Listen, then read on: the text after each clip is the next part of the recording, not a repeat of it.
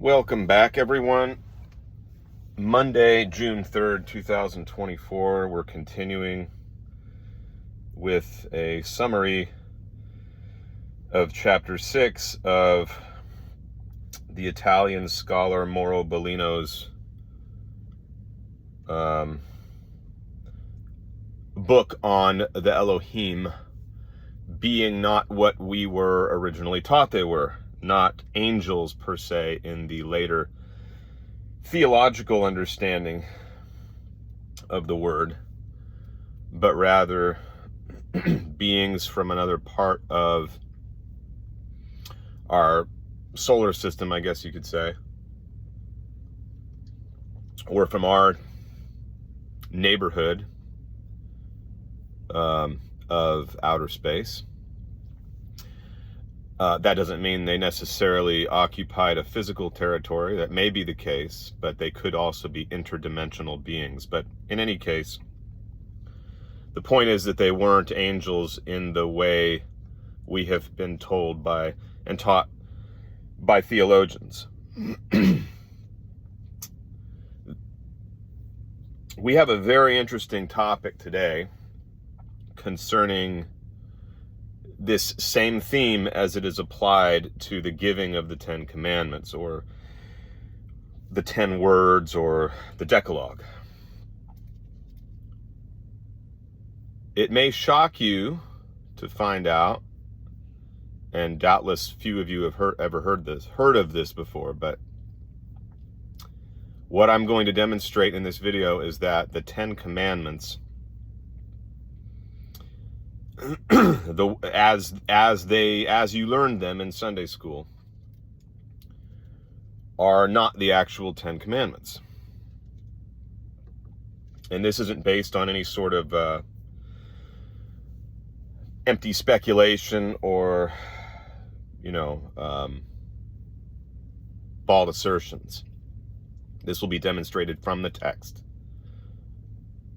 And then once we get done showing what the primary commandments that the Elohim Yahweh found to be of particular importance, the ones that he wanted to highlight by having them etched in stone,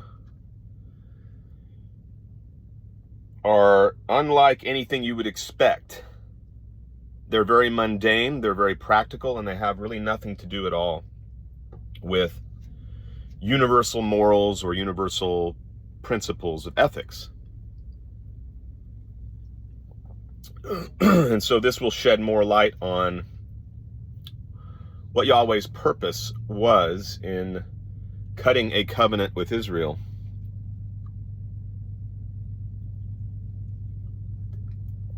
And will thus lend more credence to Bellino's position, the overall position he's defending in the book, about the nature of the Elohim, their true identity. So, to summarize this, and it may take a little bit, so bear with me.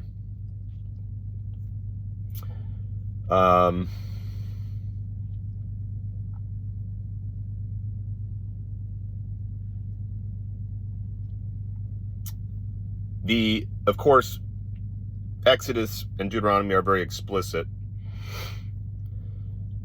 that the 10 words are those that God wrote on stone. That's very clear. You see that in Exodus 34:28, Deuteronomy 4:13, and also Deuteronomy 10:4.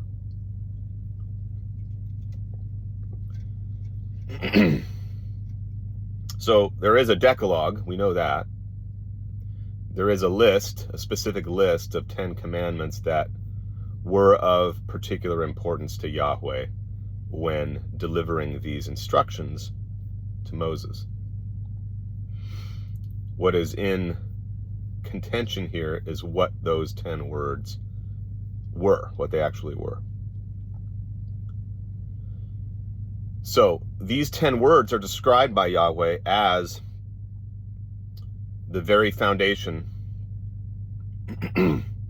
of the covenant that he was making with Moses.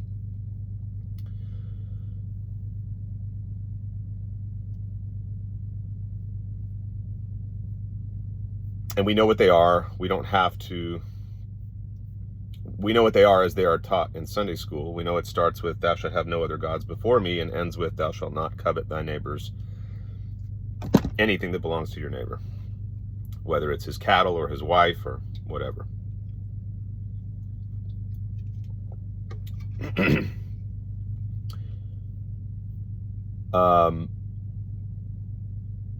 Now here's where you see the original list of the Ten Commandments as they are elucidated in Sunday school class are found in Exodus 20, 2 through 17. And there is no preamble or introduction where Yahweh says, okay, I'm now giving you the 10 instructions. Write them down.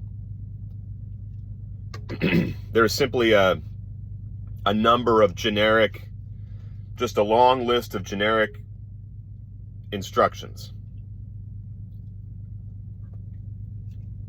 And Yahweh doesn't give any of them, doesn't separate out any of them in a particular order of importance.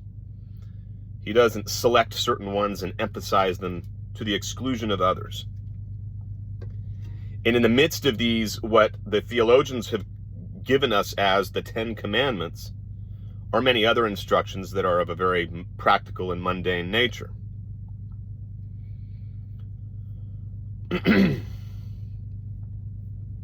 At the end of the so-called 10 Commandments there in Exodus 20, you shall not bear false witness against your neighbor. The list continues on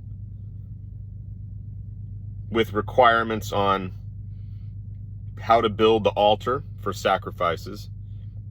There's also a number of legal instructions, penalties that should be imposed for the committal of certain crimes, such as murder or property damage or whatever.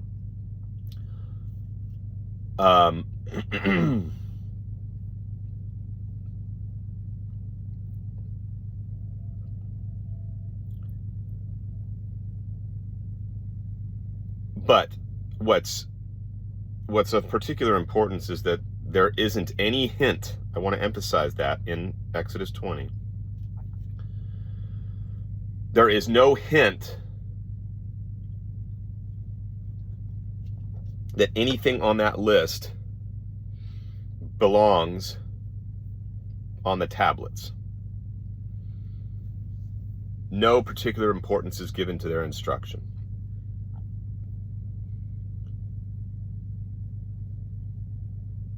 Now, we see the tablets making their appearance again in between, well, really chapters 21 through 31. And in that 11-chapter span, Yahweh gives guidelines on building the sanctuary, the tent. There's instructions concerning the elements of the decor and the furnishings, the altars, the priest's garments and their proper consecration, and directions given to the craftsmen.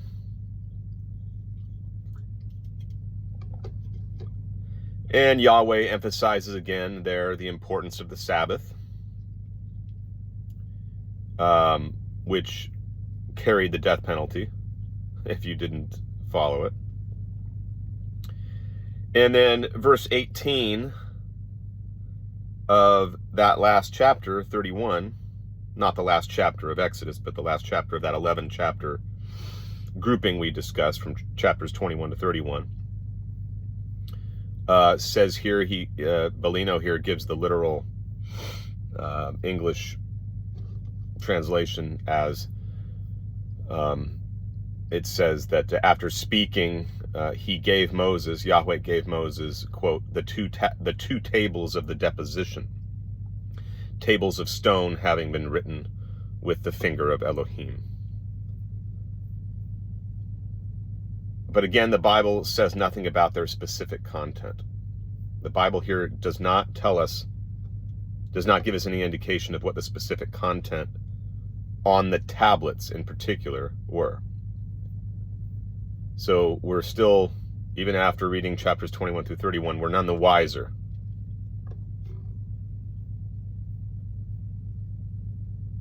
But we certainly know that the tablets of stone could not have contained the whole set of requirements described in those 11 chapters, because there were a heck of a lot more than 10 instructions there.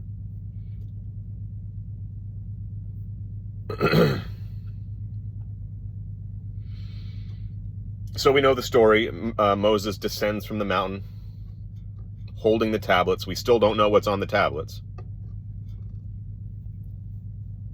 He finds that the people have already risen up to worship another Elohim in the form of a golden calf. Moses gets angry. He smashes the first set of tablets, and then he has to return up the mountain again the next day, I think it is, the next morning, to receive a new set from Yahweh. And surprisingly, Yahweh doesn't get angry. You know, his reaction is basically, no matter, we'll create a new set just as easily. And he dictates it to Moses. It's no longer written with the finger of God. The first set, of course, was written by the finger of God, we're told.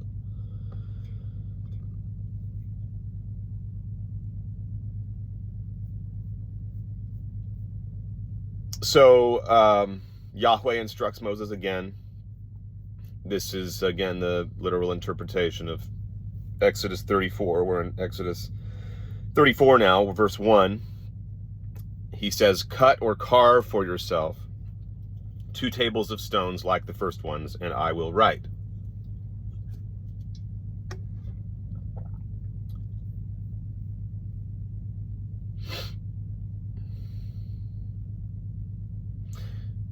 Moses goes back to the mountain early in the morning. He brings the new tablets, and Yahweh gives a number of directions preceded by the renewal of the covenant, which is found in Exodus 34, verses 10 through 26. So it essentially says, I am making a covenant with you, and before all your people I'll do wonders. I will drive out your enemies from before you, etc. Okay, now this is very important. Listen to this next set of commands, followed by verse 27, which sums it all up. 34:27.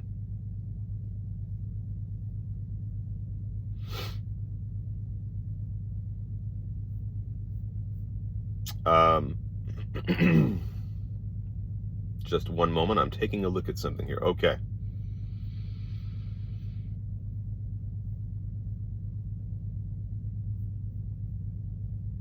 Here's how this list goes. You shall not make a covenant with the people of this land, break down their altars, break their images, and cut down their groves, and do not worship their gods. You shall not take of this land daughters for your sons. You shall not make for yourself any gods of cast metal.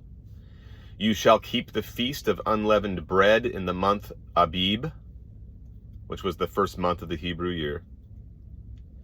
His are all the male firstborns. All firstborns of your sons you shall redeem with gifts. You shall observe the Sabbath after working for 6 days. You shall observe the Feast of Weeks, which is the harvest or the year's end ingathering. 3 times in the year shall all your males appear before the Elohim. You shall not offer the blood of my sacrifice with anything leavened, or let the sacrifice of the feast of Passover remain until the morning. The best of the first fruits of your ground you shall bring to the house of the Lord. Finally, you shall not boil a young goat in its mother's milk. So this is what the Elohim, Yahweh, says in verse 27, the very next verse after that last instruction. Write by yourself these words, since pronouncing these words, I have made an alliance with you and with Israel. So he's saying that the substance of that particular body of commandments are those by which he is establishing a covenant with the people of Israel, or an alliance with the people of Israel. And he specifically repeats his command to Moses to write those down. So that goes back to what he said in verse 1 at the very beginning of the same chapter, Exodus 34, to write down what I'm going to tell you on the new tablets, which we had just brought. So these are the commands, which they're actually 12 in number if you break them down, from what I can tell as I counted. So they're not really necessarily 10, but it depends on how you divide them up, I guess. You could get them down to 10. Or it could be that they were never actually 10. It could be that the editors decided it was 10 and inserted that into the text and then listed the 10 commandments that we learn in Sunday school as the 10 words that were placed in the tablets. I'm just speculating on that. But we have a very clear indication that those are the words in Exodus 34, 10 through 26. Those were the words that Yahweh made Moses write on the tablets. And they were fundamental for the new alliance.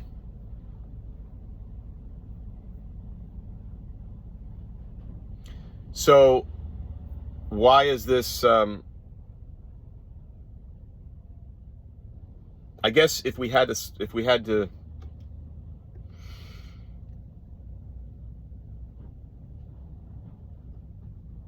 summarize as briefly as possible the significance of this, you'll notice that the nature of those commands were very, very, very practical. And they included instructions on hygiene. The main one that we might consider to be moral has to do with not worshiping other gods. But that would be kind of important if you were establishing an alliance with someone, right? Because you need to have their devotion, their loyalty. Which explains why God says that he is a jealous God in the Ten Commandments as taught by the Christian Church. In the second commandment, he explicitly states that he's a jealous God, therefore don't worship other Elohim. So that's an indication right there.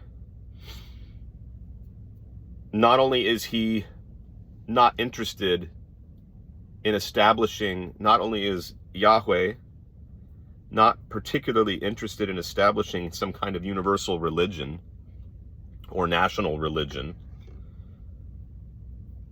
with particular emphasis on ethics or morals. He's interested in the brass tacks of providing certain things for Israel in exchange for them providing certain things for him, in exchange for their absolute and unquestioned loyalty and devotion.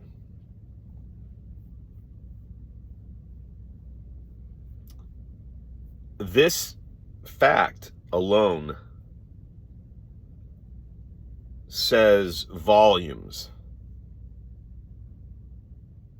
in terms of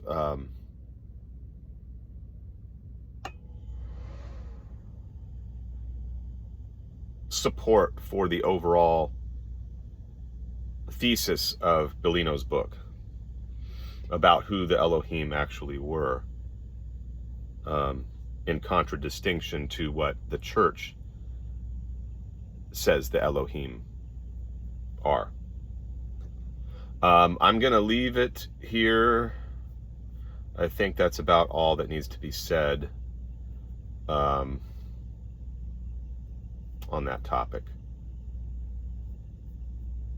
And then I'll get to the next one when I can. Enjoy your week, guys. Thanks.